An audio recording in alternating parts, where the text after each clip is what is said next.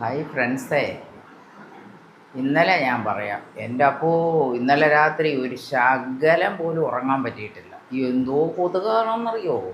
നിങ്ങൾക്കൊക്കെ ഇങ്ങനെയാണോ? കൊതുകാണോ? അയ്യോ എൻ്റെ ദൈവമേ, ഞാൻ കൊതുക് തിരിയൊക്കെ കത്തിച്ച് വെച്ച് കഴിയുമ്പോൾ കൊതുക് തിരി കത്തി തീർന്ന് കഴിയുമ്പം പിന്നെയും വന്ന് കടിക്കുക. കടിച്ചെന്ന് പറഞ്ഞാൽ മുഖവും ദേഹവും മൊത്തം ചൊറിഞ്ഞിട്ട് കിടക്കാൻ പറ്റത്തില്ല. എന്തോ കൊതുകാണെന്നറിയോ? ഭയങ്കര കൊതുകാണ് ഇവിടെ. നിങ്ങൾക്കൊക്കെ ഇത് തന്നെ അവസ്ഥയാണോ? എനിക്കറിയത്തില്ല, എൻ്റെ അവസ്ഥ ഇതാണ്. ഇതൊക്കെ പല ആൾക്കാരോട് ചോദിക്കുമ്പോഴും അവരും ഇപ്പോൾ ഈ എറണാകുളത്ത് തന്നെ പറയുന്നത് ഞങ്ങൾക്കും ഇത് തന്നെ, കൊതുകാണ്, കിടക്കാൻ പറ്റുന്നില്ലെന്ന്. കൊതുക് തിരി കത്തിച്ച് വെച്ചിട്ടൊന്നും കാര്യമില്ല. അതിലൊക്കെ വെക്കുമ്പോഴും നമ്മളെ വന്ന് കടിക്കുക ഭയങ്കരമായിട്ട്. എന്തൊരു കടിയാണ്. ഉറങ്ങാൻ പറ്റിയിട്ടില്ല.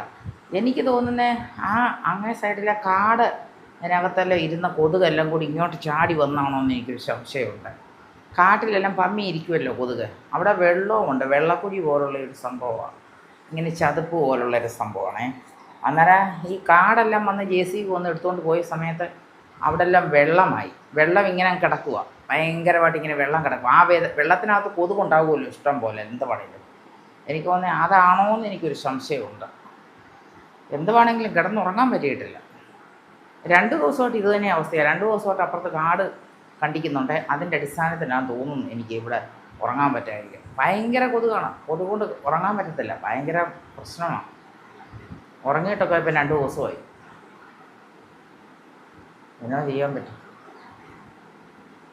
നാട്ടിൻ പുറത്തൊന്നും ഈ പ്രശ്നമില്ല.